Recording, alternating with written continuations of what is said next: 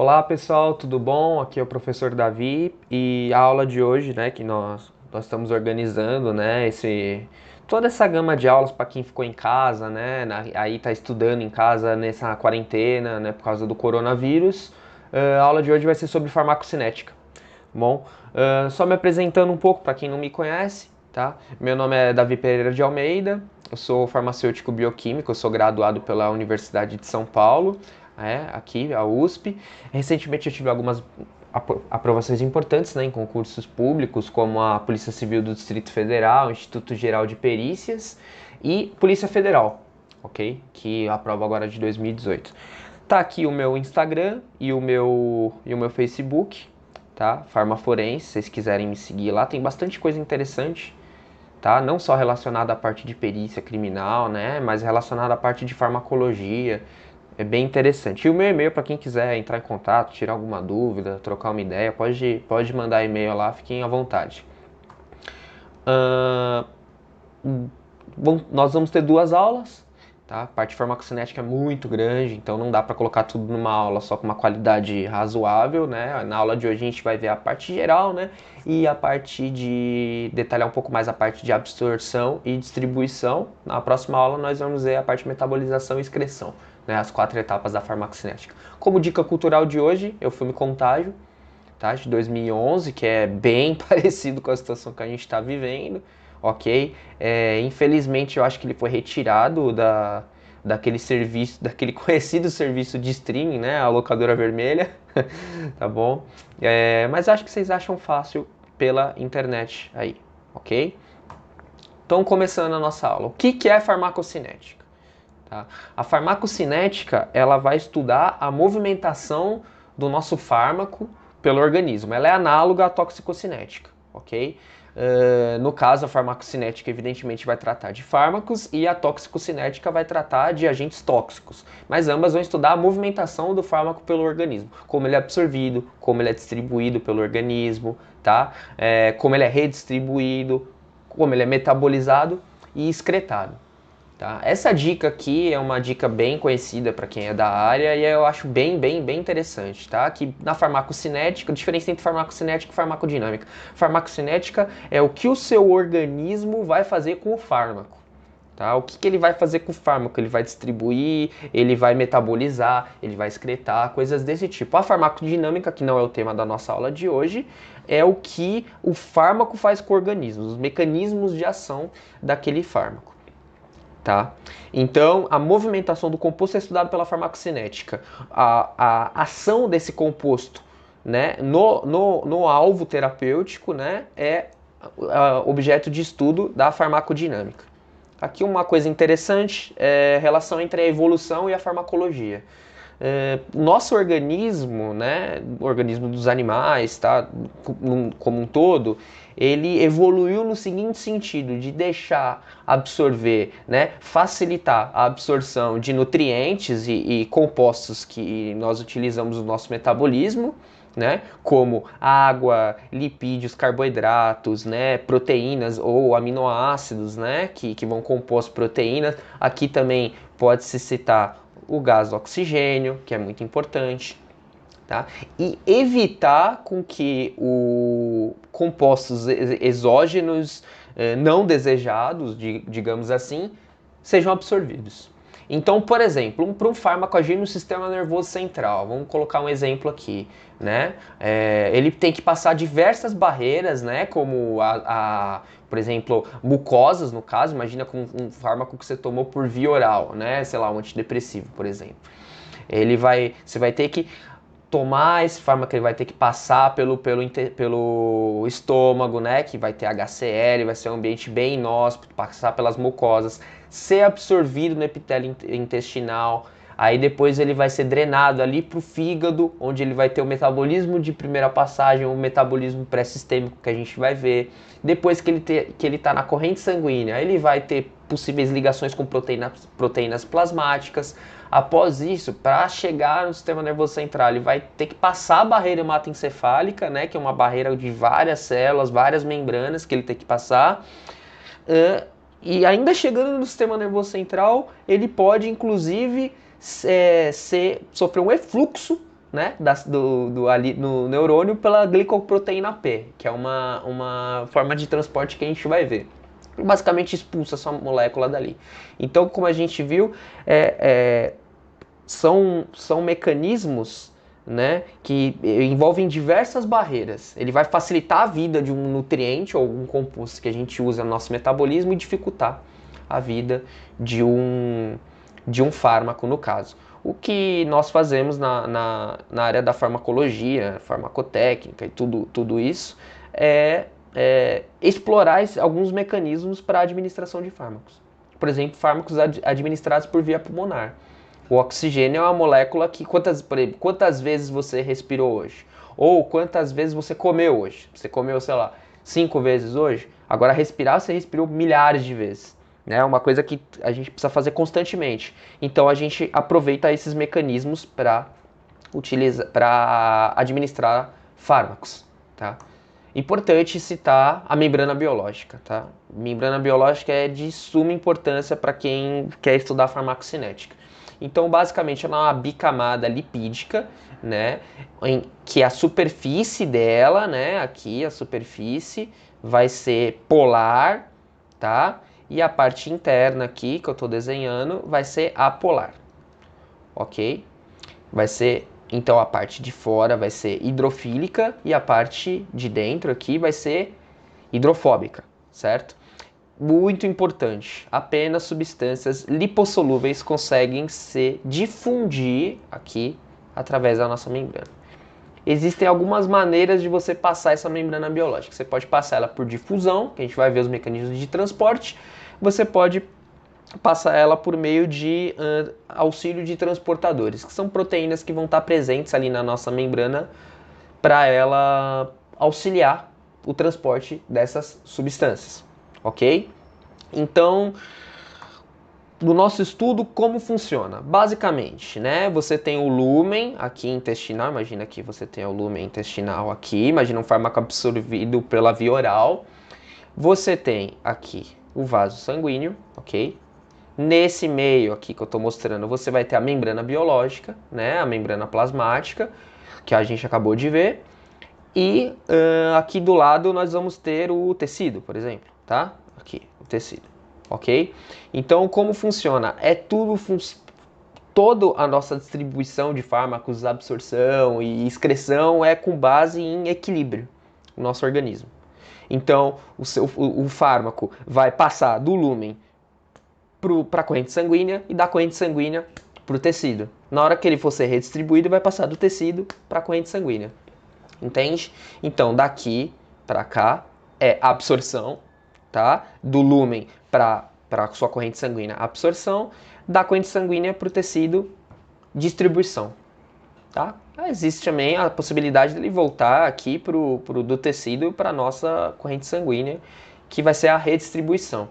Então, essa figura é bem interessante, tá? Você tem as vias de administração aqui e você tem um compartimento central, né, de distribuição, que é o nosso plasma, o sangue, né, propriamente dito. E aqui você vai ter distribuição para os diversos tecidos. Ok?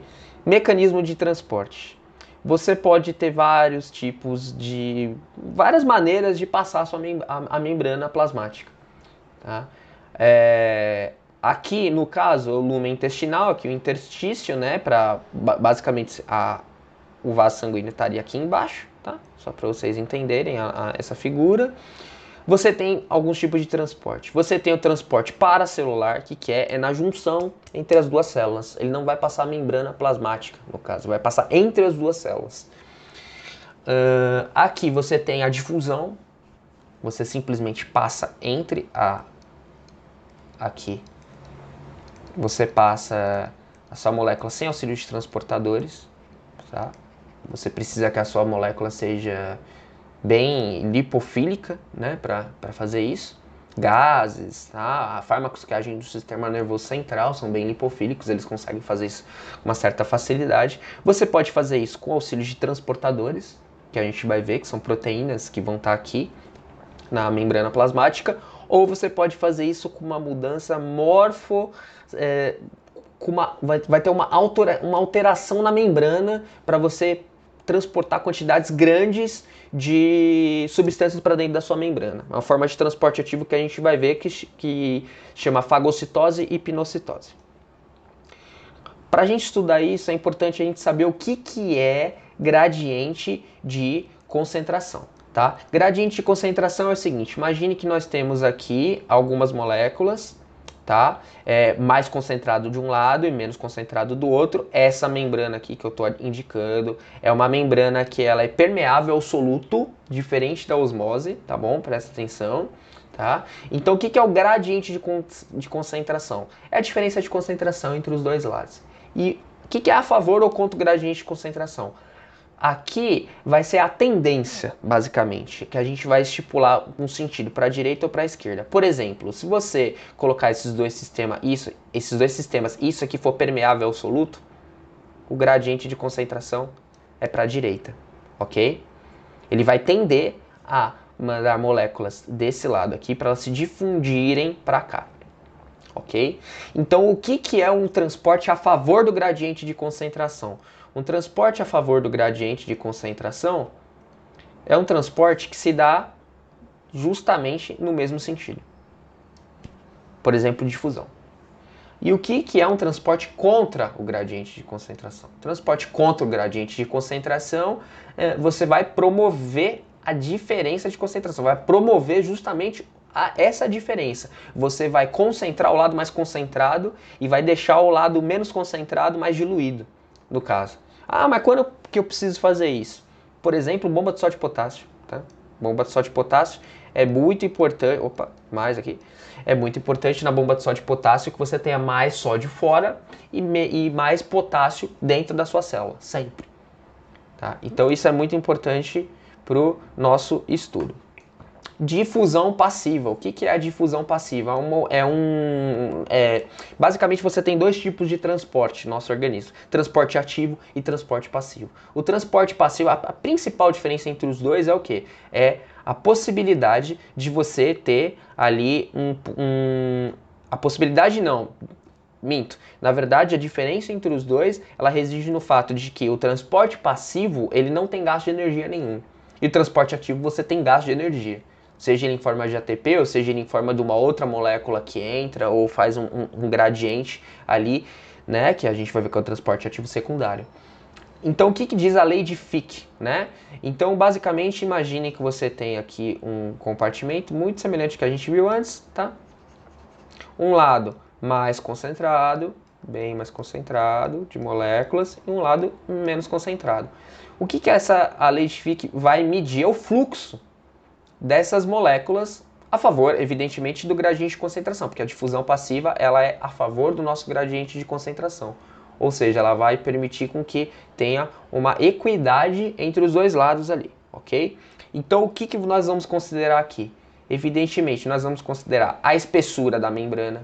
Uma coisa é você ter uma membrana fininha, outra coisa é você ter uma membrana grossa, ok? Nós vamos considerar a área da membrana. Uma coisa é você tentar passar alguns compostos por uma área pequenininha, outra coisa é você tentar passar por uma área grande. Evidentemente, a área maior vai ter um maior fluxo. Diferença de concentração, tá? Uma coisa é você ter essa diferença de concentração, 3 moléculas para uma do outro lado. Outra coisa é você ter essa diferença de concentração. Quanto maior a diferença de concentração, maior é o fluxo. E a permeabilidade.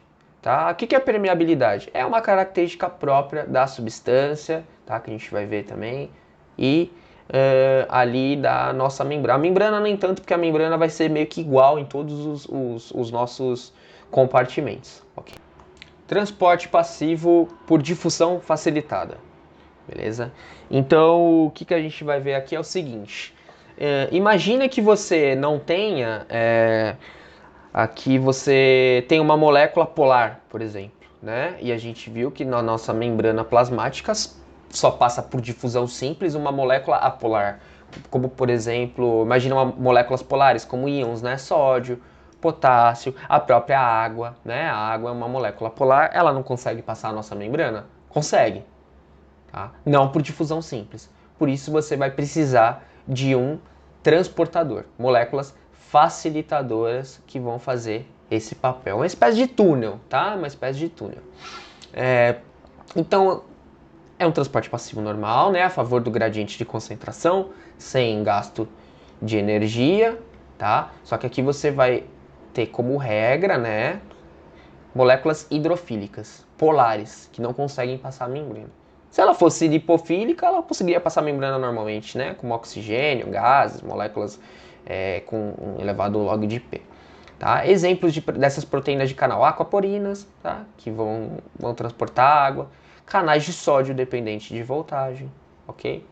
Esses canais de sódio dependente de voltagem que vão fazer com que o sódio consiga atravessar a membrana plasmática, ok? Aqui também tem um outro exemplo interessante, que é o transporte de glicose, né, através do transportador daquele GLUT4, né, a insulina liga aqui no receptor e abre aqui esse transportador que consegue colocar a glicose para dentro da célula, ok? Transporte ativo.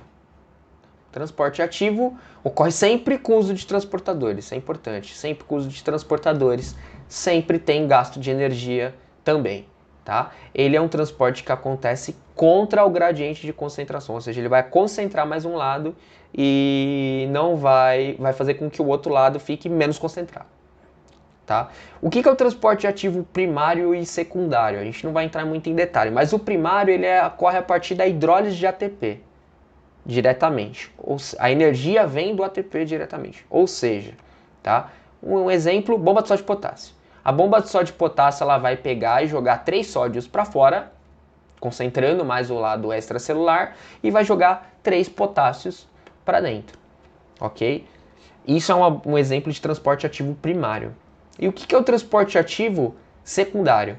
O transporte ativo secundário, ele ocorre através do gradiente eletroquímico entre algum íon, alguma molécula, tá? Então, por exemplo, o sódio ele tende a voltar, você tem mais sódio fora do que dentro, tá? O sódio vai tender a voltar para dentro da célula. Ele, voltando, tá? Ele vai dar é como se fosse uma força eletromotriz para que algum outro composto consiga entrar ou sair ali, tá? Então, você vai envolver duas moléculas transportadoras, você vai transportar duas moléculas, no caso. Então, o transporte ativo secundário ele pode ocorrer no mesmo sentido, por exemplo, sódio para dentro e a outra molécula para dentro, tá? Que é o syn-port, que a gente chama.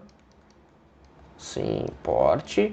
E pode ser o contrário, né? Você pode jogar um sódio para dentro e a outra molécula para fora, ou tanto faz, né? Que é antiporte. Antiporte.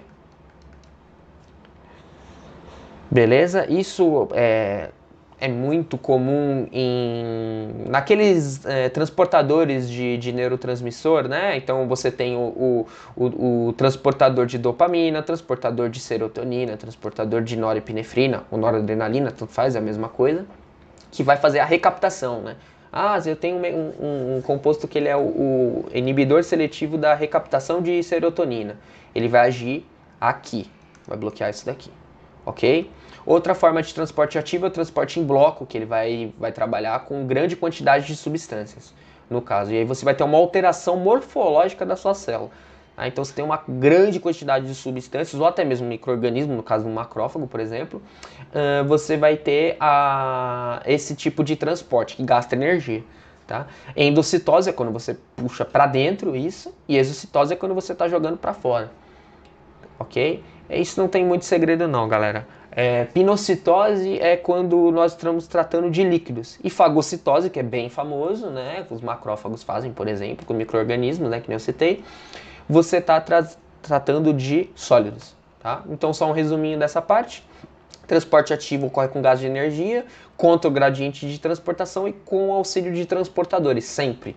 Transporte passivo, sem gasto de energia, a favor do gradiente de concentração, ou pode ocorrer com ou sem o auxílio de transportadores. Exemplo, transporte ativo, né? Transporte ativo primário e secundário, eles não tiveram muita criatividade para dar um nome específico para isso. E fagocitose e pinocitose, aquela forma de transporte em bloco, ok? E transporte passivo, você tem a difusão simples, né, através da membrana direta, e a difusão facilitada é a mesma coisa, geralmente para moléculas hidrofílicas, através de um transportador que vai te ajudar ali. Outras formas de transporte paracelular, né, ele é sem gasto de energia, ele acontece basicamente na junção das células aqui, ó. Em vez de passar a membrana, ele passa entre as duas células. Exemplo disso é a reabsorção de íons nos túbulos renais, enfim, tá? Agora falando dos nossos processos farmacocinéticos propriamente ditos, tá? Hoje a gente vai ver a absorção e vai ver a distribuição. O que é a absorção? Tá? A absorção, a definição é o quê? É a passagem de um fármaco do seu local de absorção, né? Por exemplo, da via oral, né? Ou pode ser pela pele também, né? Para um compartimento central, para o plasma, no caso, para o sangue. Ou seja, a passagem do local de administração para o sangue. Importante citar que geralmente, né, o fármaco ele tem que atingir a corrente sanguínea para ele fazer efeito, né? Isso nós estamos falando de um fármaco que vai ter um efeito sistêmico, né, no caso. E é importante citar também que você tem várias barreiras que vão impedir o nosso fármaco de fazer isso, que nem a gente viu no começo.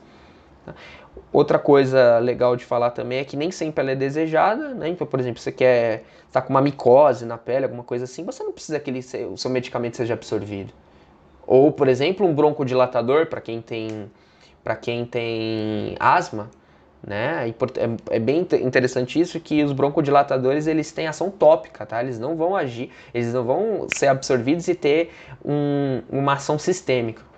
Ou alguns antibióticos também, né, como exemplo de alguns antibióticos que agem ali para infecções, infecções do trato urinário, alguma coisa desse tipo. Bom? Então, fatores que vão influenciar a sua absorção, né? A via de administração, que é por onde o seu fármaco entra, essa é a via de administração, via oral, via intravenosa, via intratecal, tá? A forma farmacêutica. O que é a forma farmacêutica? É como se a via de administração é por onde ele entra, a forma farmacêutica, no caso, vai ser como ele é preparado para entrar. Então é comprimido, draja, solução, pode ser spray, pode ser gel, entende? Pode ser tudo isso. Isso aqui vai depender da membrana biológica também, como a gente viu lá. Área, espessura, a quantidade de barreiras, uma coisa ele passar pelo epitélio gastrointestinal, outra coisa ele passar pela barreira hematoencefálica, ok? Que é uma série de barreiras, é mais difícil do nosso fármaco passar. Se tem a presença ou não de transportadores para ele ter um auxílio para ele ser absorvido, tem substâncias que conseguem utilizar transportadores no nosso organismo. E, evidentemente, as características físico-químicas da nossa molécula, como lipofilicidade, né, que é bem importante, substâncias lipofílicas conseguem passar as membranas facilmente, que ela é influenciada pelo pH, a gente já vai ver isso, o log de P também, né, que vai remeter aqui a lipofilicidade, e o peso e o tamanho. Por exemplo, proteínas são moléculas que são muito grandes, não conseguem passar pelas membranas plasmáticas. É por isso que a gente faz a digestão. Né? Quando a gente come carne, a gente tem que esquentar a carne, tem que assar a carne para você quebrar um pouco ali as proteínas, para ela ficar um pouco mais livre, para ela ser absorvida no epitélio gastrointestinal. Ok?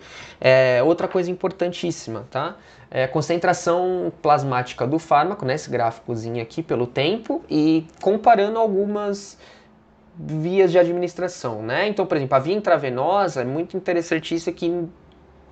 Alguns livros citam que a disponibilidade, a absorção dela é 100%, outros não, mas eu gosto de dizer que não há o que se falar em absorção pela via intravenosa. Por quê? Porque você está jogando fármaco direto na corrente sanguínea, então você não está absorvendo, você não está passando nada por uma membrana para o seu compartimento central, entende? Então aqui a biodisponibilidade, né? O que é biodisponibilidade? Biodisponibilidade é a quantidade que você tem do seu fármaco livre para agir no local de ação, tá? O que ele foi, depois ele foi metabolizado, passou as membranas. No caso aqui vai ser 100%. Por quê? Porque você está jogando toda a sua dose diretamente na corrente sanguínea. Então vai ser 100%. Diferente da via oral, subcutânea, intramuscular ou alguma coisa, essas outras vias. Por quê? Porque aqui você vai começar aqui de baixo, vai absorver, passar um pouco as membranas, passar. E aqui você vai ter a metabolização e excreção do seu fármaco. Principais locais de absorção. A gente vai falar hoje de poucos, vai falar em geral, né, do epitélio gastrointestinal e da via oral, ok? O epitélio gastrointestinal, deixa eu ver se eu vou falar isso depois, né? Esse epitélio gastrointestinal é importante citar que quando você absorve uma substância pelo intestino, nos enterócitos ali por via oral, você vai sofrer metabolismo de primeira passagem. O que é o metabolismo de primeira passagem? O metabolismo de primeira passagem, também chamado de metabolismo pré-sistêmico. O seu fármaco ele vai passar no fígado antes de atingir a circulação sanguínea. E como a gente bem sabe, o fígado ele tem enzimas que vão metabolizar tudo que for que passar por ali, né? Isso é um mecanismo de defesa também do organismo, tá? Antes de você atingir a circulação, você comeu alguma coisa, né? Ali, ela vai ser metabolizada no fígado antes de atingir todo o local de ação, ok? Também você tem o estômago, evidentemente, antes do intestino, né? Ali, que você tem o estômago, vai passar pelo estômago aqui, depois vai passar pelo intestino, ok? O estômago é um ambiente muito agressivo, tem HCl, você vai ter a degradação de diversas substâncias ali, ok? E aqui também é importante citar que você tem absorção de alguns nutrientes, né, cofatores, por meio do auxílio de transportadores. Então, ferro, cálcio, tá? E aqui no caso o cálcio também vai ser auxiliado pela vitamina D. Bem interessante isso. Fatores que influenciam a absorção no epitélio gastrointestinal. Presença ou não de alimentos. Ok? Então se você, como muita gente sabe aí, quem gosta de ingerir álcool, né? Se você beber sem ter comido nada, a absorção vai lá em cima, o pico, né?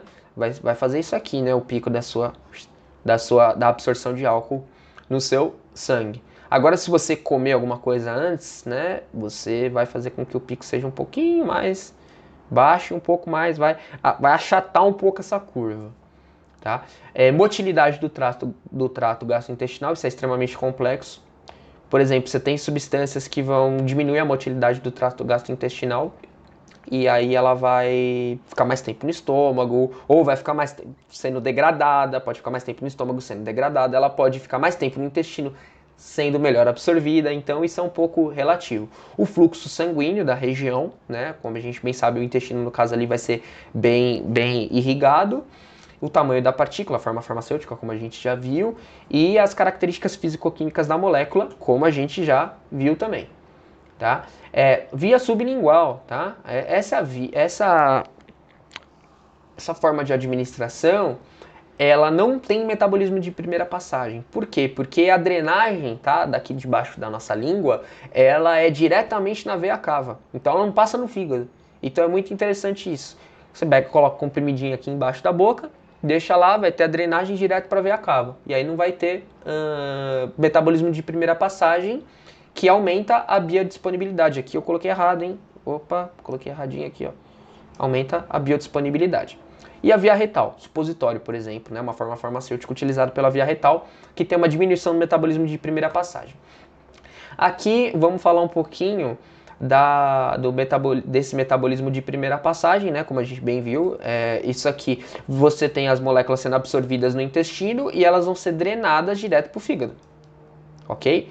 Vão ser metabolizadas no fígado e depois disso elas vão ir para a corrente sanguínea no geral. Então aqui você tem o lumen intestinal, né? A molécula vai estar no lumen intestinal, foi absorvido pelo intestino, passa pelo fígado, é metabolizado, depois vai para circulação sanguínea. Nem sempre isso é ruim, tá? Existem fármacos que chamam profármacos. O que são profármacos? São fármacos que dependem ali da nossa metabolização para serem ativos, tá? Como fosfopropofol, se não me engano, a prednisona ou prednisolona, agora eu me esqueci, mas uma das duas é um profármaco, que é convertido no outro, e enfim. Equação de Henderson-Hasselbalch, isso é muito importante, ok? Isso aqui é utilizado para fármacos ácidos ou básicos, né? Mas são ácidos fracos. Ou seja, a partir do seu pH, você consegue mudar a forma predominante ali do fármaco no meio. Por exemplo, fármacos ácidos, né, como nós bem sabemos, os fármacos que vão ser absorvidos vão ser fármacos que vão ter maior caráter lipofílico. Né? Então, por exemplo, o seu ácido disprotonado aqui ele não consegue passar a membrana. O ácido protonado consegue. Então, essas são as formas desejadas de ácidos e bases para serem absorvidos. A equação de Henderson-Hasselbalch ela vai meio que medir a proporção de compostos do fármaco que você tem ali, né, na forma molecular dividido pela forma ionizada, sendo que essa aqui é a mais desejada, tá? Lembrando que ela vai utilizar como o parâmetro o pKa. O que é o pKa? Ele mede a força do ácido. Quanto menor o pKa, mais forte é o seu ácido, ok? O pKa é uma característica da substância e o pH é uma característica do meio. É muito importante. Você consegue variar o pH, você não consegue variar o pKa, tá bom? Então, o que quer dizer o pKa? Uma definição bem interessante também. Quer dizer que, por exemplo, se o seu pK da sua substância for 3, né? Aqui, ó. 3. E eu colocar ela num pH 3, quer dizer que 50% dela vai estar na forma molecular e 50% vai estar na forma ionizada. Ok? O que é esse sequestro de pH? O que é o sequestro de pH? O sequestro de pH é o seguinte, tá? Imagina que você vai ter dois compartimentos com pH diferente, ok? Com pH diferente. Então, por exemplo, o pH, vamos pegar um fármaco ácido aqui, né? Um fármaco que tem um pKa 4. Um fármaco que tem um pKa 4, ele num pH baixo, pH de 1, por exemplo, no estômago aqui, ele vai... Qual forma que vai prevalecer? Vai ser a forma molecular, tá? Você aumenta a quantidade de H+ aqui, princípio de Le Chatelier, ele desloca para a esquerda o seu equilíbrio. Consegue passar a membrana. Uma vez que ele passou a membrana, o pH do plasma é 7, 7,30, por aí, tá? Aqui, o que vai acontecer? O seu fármaco que passou a membrana vai ser ionizado. E aí ele vai prevalecer nessa forma. Ou seja, ele não consegue voltar. Então, por isso que chama sequestro de pH. Ele passa a membrana, uma vez que ele passou a membrana, você tem um pH diferente no outro meio que vai ionizá-lo. E uma vez que ele está ionizado, ele não consegue voltar. Ele fica preso na sua circulação sanguínea. Tá? Aqui nós temos uma escalinha, né, dos fármacos que são básicos e fármacos ácidos. Tá? Então isso é bem importante. Isso aqui cai muito em prova, tá, pessoal? Então o estômago, pH ácido, por exemplo, o estômago você tem um pH ácido, ok? No intestino você tem um pH mais alcalino. Então a absorção favorável de fármacos ácidos vai ser realizada no estômago, como aspirina, no caso, né, ácido acetilsalicílico, fenobarbital, né? Então você vai ter ali no estômago, ele vai ser melhor absorvido. Intestino você vai ter a melhor absorção de fármacos alcalinos. Ó, importante isso, tá? Aqui a gente está falando só da característica da sua molécula passar a membrana, ok? Só isso. Por quê? Porque o intestino ele é um local próprio para absorção. Então, onde um fármaco ácido vai ser mais absorvido? No estômago ou no intestino? No geral, no intestino. Muito provavelmente, porque ali você tem as microvilosidades e ele é um local pronto, feito evolutivamente para isso. Agora, se a gente estiver falando só em questões de pH, pKa, lipofilicidade da molécula, desconsiderando todo o resto, aí é o estômago. Tá? Isso é bem importante a gente lembrar. Isso aqui, bem legal também falar que dependendo da sua via de administração, você pode ter até efeitos diferentes. Né, como é o caso do crack e da cocaína. O crack é a cocaína basicamente, né, na forma de base livre, que ela consegue ser fumada. né?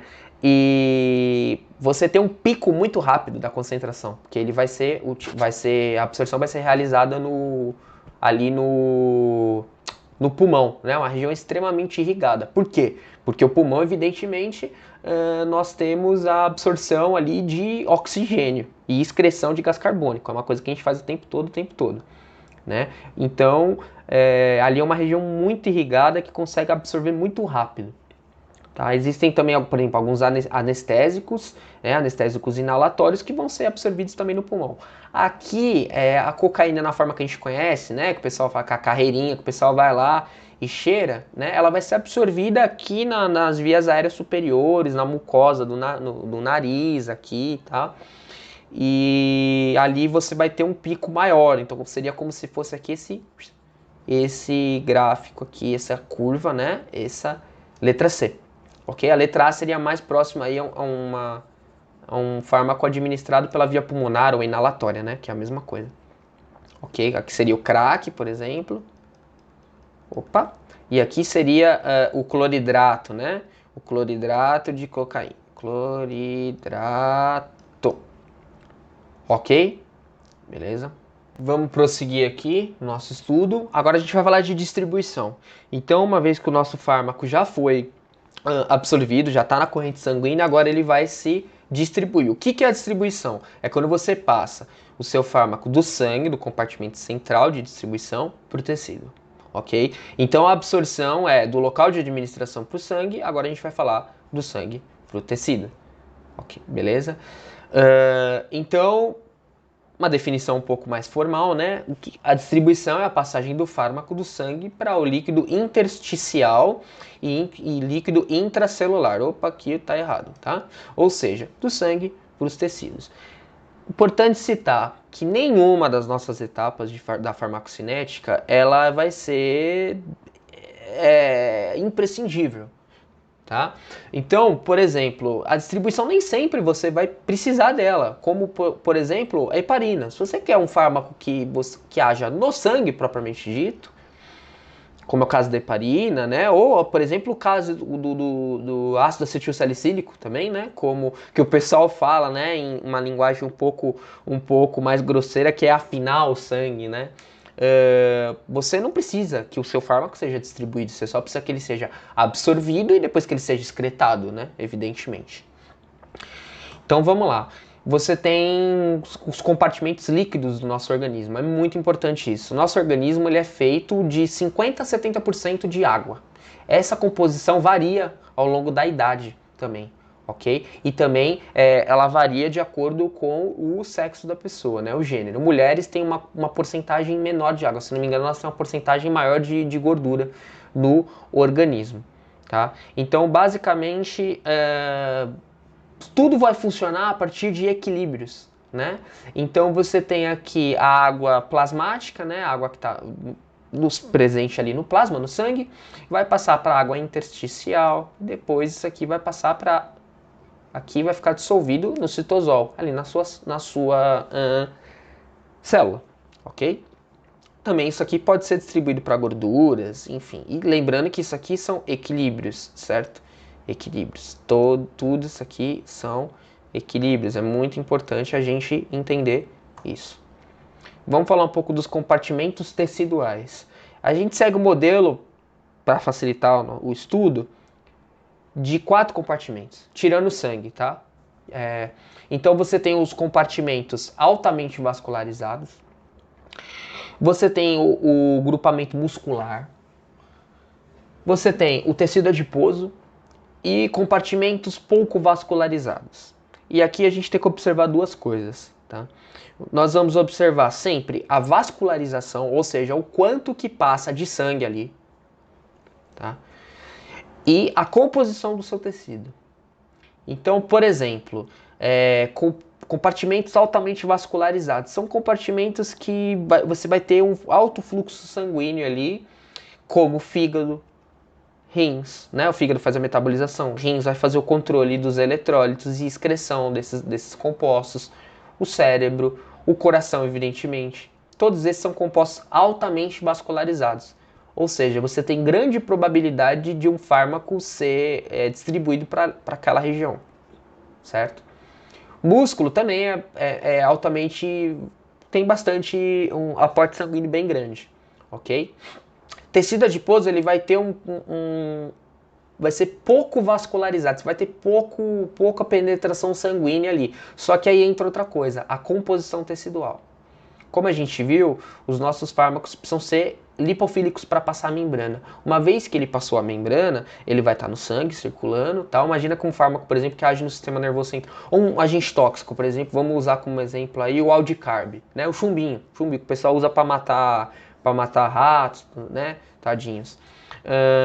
Ele é um composto altamente lipofílico. Então, uma vez que a pessoa tomou o chumbinho, né?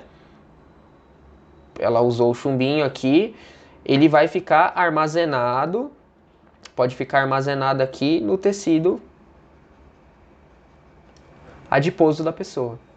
E depois de um tempo, você pode sofrer redistribuição. Lembra que a gente falou que isso é um equilíbrio, né? Então, à medida que você for retirando esse composto do sangue, ele vai sendo mobilizado do tecido de reserva ali para o seu sangue novamente, né? E aí, isso vai ser ruim para a pessoa, beleza? E compostos pouco vascularizados e tem a composição tecidual não facilita a retenção desse fármaco ali, né? Como ossos, cartilagens, enfim. Então você tem o gráfico aqui que dependendo do tempo você vai ter um pico em algum compartimento. Então, evidentemente, primeiro o sangue, né, vai ter uma grande quantidade do fármaco, depois ele vai diminuindo porque ele vai distribuindo, né, isso para os outros tecidos, ele vai distribuindo por compostos altamente vascularizados, depois isso diminui. Aqui no músculo pica um pouco mais para frente, o tecido adiposo mais ainda, ok? Esse gráfico aqui é bem interessante porque aqui você vê a fase de distribuição do seu fármaco, né? Aqui é a concentração plasmática pelo tempo, fase de distribuição vai caindo, né? Vai distribuindo, vai passando ali, distribui um pouco para o coração, distribui um pouco para o fígado, para os rins, para o cérebro, enfim, vai distribuindo. E depois essa curva, em vez dela fazer isso aqui, ó, olha que interessante, ela vem ficar reta. Por que isso acontece? Porque você tem redistribuição, no caso. E também tem a eliminação, né? O seu composto, além de estar sendo distribuído, ele está sendo eliminado. Mas ali, olha que interessante, você tem a redistribuição, que ele vai jogar de volta do tecido adiposo aqui para o compartimento central, para o sangue novamente. Então isso aqui subiria um pouquinho mais a nossa curva. Por isso que essa curva aqui, ela é reta. Tá? Aqui só uma tabelinha bem simples, né, falando do fluxo sanguíneo, a massa do órgão, né, que a gente viu que isso é muito importante, compostos que têm órgãos, né, no caso que tem fluxo sanguíneo muito elevado, tem a capacidade de uma molécula ficar retida ali mais facilmente. Volume de distribuição, isso é muito importante. O volume de distribuição ele é um parâmetro matemático, tá, que ele vai estimar a distribuição do seu composto pelo organismo. Tá? Então, definição mais formal. Volume de distribuição é um volume de líquido necessário para conter a quantidade total de fármaco absorvido no corpo, numa concentração uniforme equivalente à concentração do plasma no estágio de equilíbrio dinâmico. Ou seja, um volume de distribuição elevado quer dizer que você distribuiu mais o seu composto pelo organismo. Só para vocês entenderem, o que é o volume de distribuição? Você pega a concentração do fármaco no seu plasma. Imagina 0,01 milimolar, por exemplo. Se a dose que você deu foi 0,01 mais ou menos, né, o volume de distribuição vai ser relativamente baixo. Agora imagina que a dose que você deu foi 10 mols daquela molécula. Evidentemente que a gente não mede em mols, né? Mas eu estou falando só de uma maneira esporádica para a gente entender. Onde estão essa outra concentração se só tem o 0,01 no plasma? Quer dizer que os outros, o resto do seu fármaco foi distribuído para os outros tecidos. Então, um volume de distribuição alto, né? Quer dizer que você teve bastante distribuição. Volume de distribuição baixo, você teve, o seu fármaco está mais retido ali no seu sangue. Tá? Fatores que influenciam o volume de distribuição. A idade, ó, tá, ok? Idosos, eles têm a menor massa muscular, eles têm mais tecido adiposo, assim como pessoas obesas. Então você tem uma maior capacidade de retenção, de distribuição desse composto, ok? Pelo seu organismo. Patologias, evidentemente, né? Se a pessoa tem alguma patologia, ela não consegue distribuir muito bem esse fármaco pelo organismo, alguma mudança nas proteínas plasmáticas que a gente vai ver mais para frente, e alterações nos parâmetros farmacocinéticos que vai mudar basicamente toda a nossa farmacocinética, né? Então você vai ter, se você absorver menos, você vai distribuir menos, né? Evidentemente. Se você metabolizar mais, você pode excretar mais esse composto. E isso é muito complexo, pessoal. Isso é muito complexo, ok? Proteínas plasmáticas. O que são as proteínas plasmáticas? São proteínas que estão circulando no nosso plasma e que elas podem, de uma maneira ou outra, capturar o nosso fármaco. Isso é muito importante. Então, imagina que você tem ali a nossa albumina, aqui, imagina, ela está aqui, ó, no nosso sangue, ok? E você tem o nosso fármaco, que é azulzinho aqui. Se o nosso fármaco tiver a grande afinidade pela proteína plasmática, ele vai se ligar à proteína plasmática. E ela não vai conseguir sair, passar o epitélio aqui, para ser distribuído. Então, fármacos ligados, por exemplo, esse fármaco amitriptilina, por exemplo, ele tem 98% de ligação às proteínas plasmáticas. O que quer dizer isso? Quer dizer que ele não 98% do fármaco que está na sua corrente sanguínea está ligado à proteína plasmática e ele não consegue passar o epitélio aqui para ser distribuído. Ou seja, alta ligação às proteínas plasmáticas indica que o seu fármaco está preso no sangue, entre aspas. Ele vai estar armazenado no sangue ali, ok? O que isso pode mudar? Tá? A gente vai ver um pouquinho mais pra frente que isso aqui pode induzir uma dose tóxica no seu organismo, tá? Então vamos lá, a fração ligada do seu fármaco, a fração ligada não consegue ser redistribuído. A fração livre, né? Então se você tiver aqui, ó, imagina que isso aqui é o fármaco, tá, pessoal? Vou trocar a cor. A fração livre consegue ser redistribuído normalmente. Distribuído, né? Consegue passar pro local de ação. Exemplos de proteínas plasmáticas, né? Que são proteínas dissolvidas ali no plasma. Você tem duas principais, né? Que eles cobram em prova. A albumina, que é a principal proteína plasmática, ela vai se ligar a substâncias ácidas, fármacos ácidos, e a alfa-1-glicoproteína ácida, que vai se ligar a compostos básicos, tá?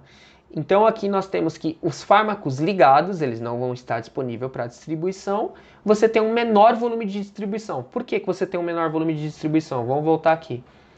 Porque você vai ter essa quantidade elevada. Você aumenta o denominador, você diminui isso daqui, ok? Fármaco livre. O seu fármaco está livre para ser distribuído, né, para passar o epitélio, para passar as membranas e ser distribuído para os compostos, para os compartimentos. Alto volume de distribuição.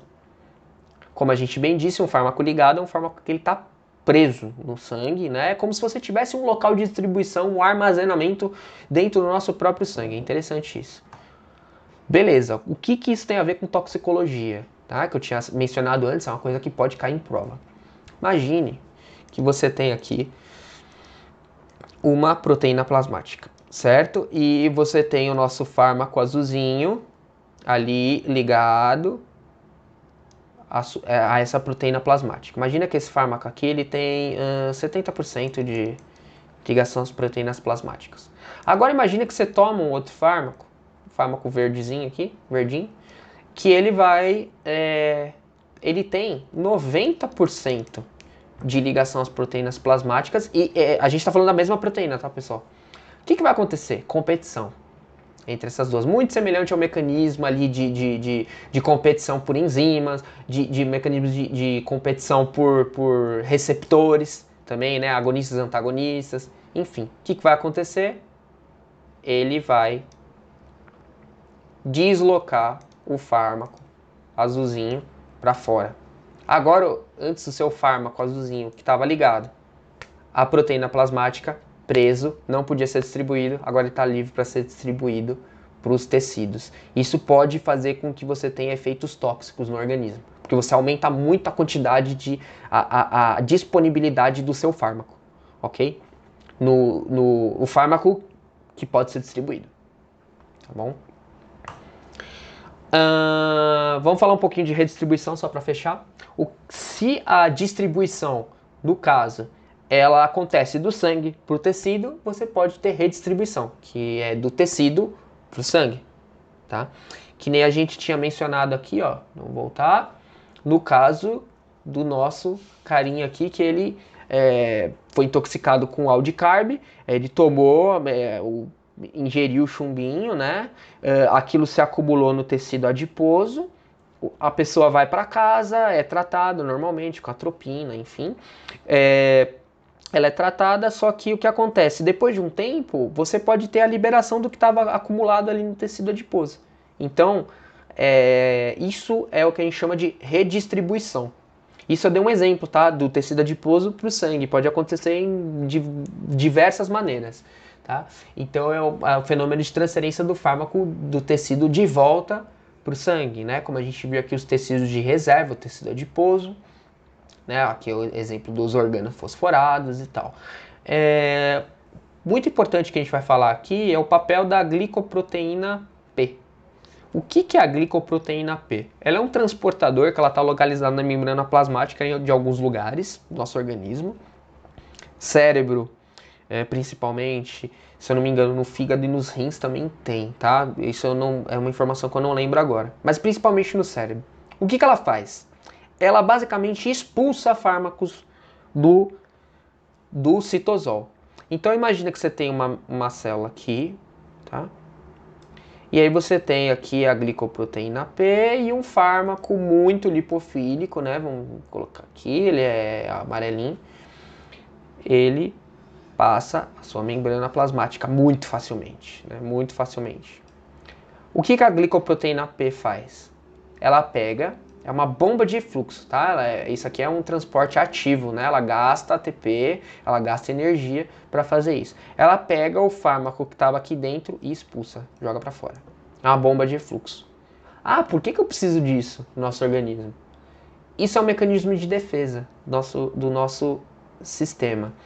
Então, por exemplo, imagina que evolutivamente, tá? Você tá ali, comeu alguma coisa, você ingeriu alguma coisa que não deveria. É um composto que vai agir no seu sistema nervoso central, muito lipofílico. Ele passou, foi absorvido no intestino, veio a sistema porta-hepático, chegou, passou ali teve metabolismo de primeira passagem, foi para o sangue, passou a barreira hematoencefálica, chegou no cérebro. Você tem uma grande quantidade ali você vai ter uma grande quantidade dessa substância no seu cérebro. Isso pode ser perigoso. Então, o que evolutivamente nós temos? Nós temos essas bombas que, tipo assim, opa, se entrou muito desse fármaco, desse composto aqui, isso talvez não seja muito saudável. Ele pega e expulsa, joga isso para fora. Tem alguns fármacos que a limitação da ação do fármaco, ela é realizada pela redistribuição. Por exemplo, o tiopental. Tiopental, ele é um barbitúrico, né, de ação curta, ultra curto, eu acho, né? Acho que chega a ser classificado como ultra curto. Ele é utilizado, até hoje, acho que ele é um dos únicos barbitúricos utilizados como anestésico, tá? Esse composto, a limitação dele, a limitação dos nossos fármacos geralmente se dá pelo quê? Pela metabolização e diminuição, né, da concentração plasmática. E o tiopental, a limitação da ação dele se dá pela redistribuição, pela expulsão pela glicoproteína P. Ele é tão lipofílico que chega em tão grande quantidade no sistema nervoso central que a glicoproteína P joga ele para fora. Ok? Outra coisa também de redistribuição é importante falar da redistribuição pós-mortem, né? Então, uma vez que as pessoas ocorra o falecimento, né, o seu sistema inteiro vai entrar em colapso, né, o sistema que vai manter as nossas células, né, membrana plasmática, você não vai ter oxigênio, então você vai continuar a sua célula meio que vai continuar funcionando, só que ela vai ter ali o metabolismo anaeróbio, né, você vai ter a diminuição do pH, enfim. você vai ter uma redistribuição dos tecidos, né, para outros, você vai ter um extravasamento ali, basicamente, do seu material, do seu fármaco, né, para outros tecidos. Isso pode ter algum tipo de problema, ok? Em análise eu digo, né, problemas em análises toxicológicas, mas como esse não é o tema da nossa aula, a gente não vai entrar muito em detalhe. Então, resumindo a aula de hoje, tá, pessoal? Resumindo um pouquinho aqui, a absorção, quando você passa do tecido do local de administração para um compartimento central de distribuição, né? No caso vai ser o sangue. Distribuição quando você passa do sangue para o tecido. E para você fazer isso, você vai ter que passar pelas membranas biológicas, pelas membranas plasmáticas. Ou você passa pela difusão, moléculas lipofílicas, ou você passa por meio de transportadores, ok? Passou pelo meio de transportadores, são proteínas, né? Se for a favor do gradiente de concentração, transporte passivo, né? Seria uma difusão facilitada. Se for contra o gradiente de concentração, você tem ali o transporte ativo. Beleza? Então, por hoje é só, tá?